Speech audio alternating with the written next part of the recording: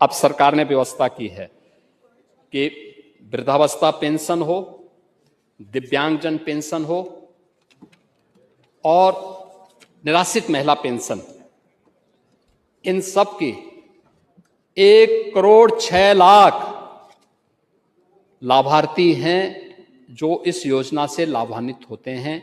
12,000 रुपये सालाना हम दे रहे हैं और इस राशि को भी बढ़ोतरी करने के लिए धनराशि की व्यवस्था हमने बजट में कर दी है।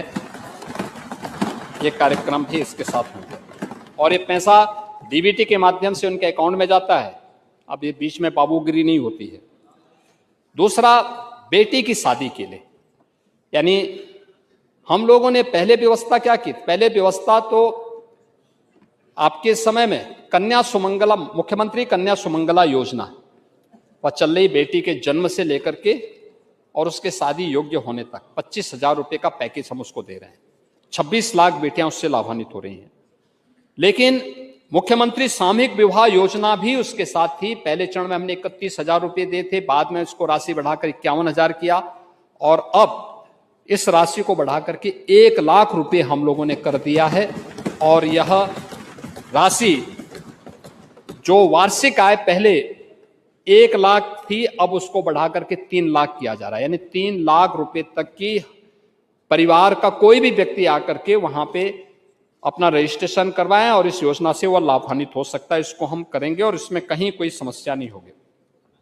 दूसरा, पूर्व दसम और दसमोत्तर छात्रवृत्ति और शुल्क प्रतिपूर्ति के लिए पहले आय सीमा अब तक 2 लाख रुपए थी, हम इसको बढ़ा करके 2.5 लाख रुपए कर रहे हैं, जिससे ज्यादा छात्र इस योजना से लाभान्वित हो सके।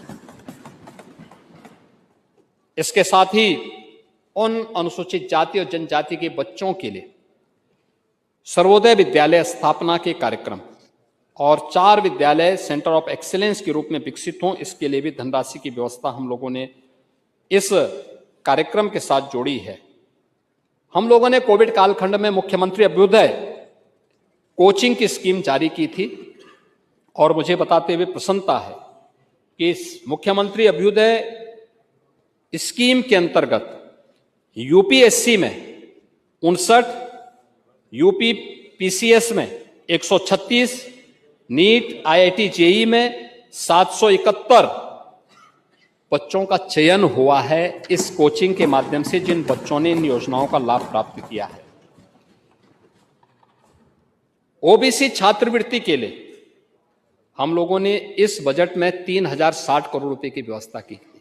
पांडे जी, जब आपकी सरकार थी ना, यह पैसा केवल 1,500 करोड़ के आसपास था, आज उससे दुगने से अधिक हो गया है। और हम लोगों ने यहां पे इस बजट में विवाह अनुदान की राशि को भी इसके साथ यहां पे इसकी धनराशि की व्यवस्था की है।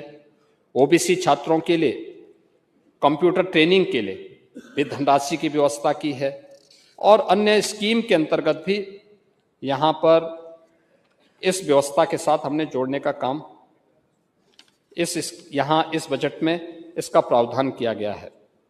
दिव्यांग छात्राओं के लिए, उन बेटियों के लिए जो दिव्यांग हैं, उनके लिए इलेक्ट्रिक ट्राइसाइकिल के लिए भी धनराशि की व्यवस्था की है, क्योंकि डीजल का खर्चा उठा पाने में वो परिवार सक्षम नहीं हो पाता था, सभी परिवार नहीं हो पाते थे। तो अब ऐसी ट्राइसाइकिल डेवलप करने के लिए जहां पे पावर प्लग में रखकर, सिंपल प्लग में भी जहां मोबाइल फोन चार्ज हो सके, उसी से उसकी ट्राइसाइकिल चार्ज हो सके और फिर वो स्कूल तक पहुंच सके, इसके लिए वह ट्राइसाइकिल हम उन बेटियों को उपलब्ध करवाएंगे जिससे वे स्कूल जा सकें। और इसके लिए भी हमने 60 करोड़ रुपए की व्यवस्था यहां पर की है।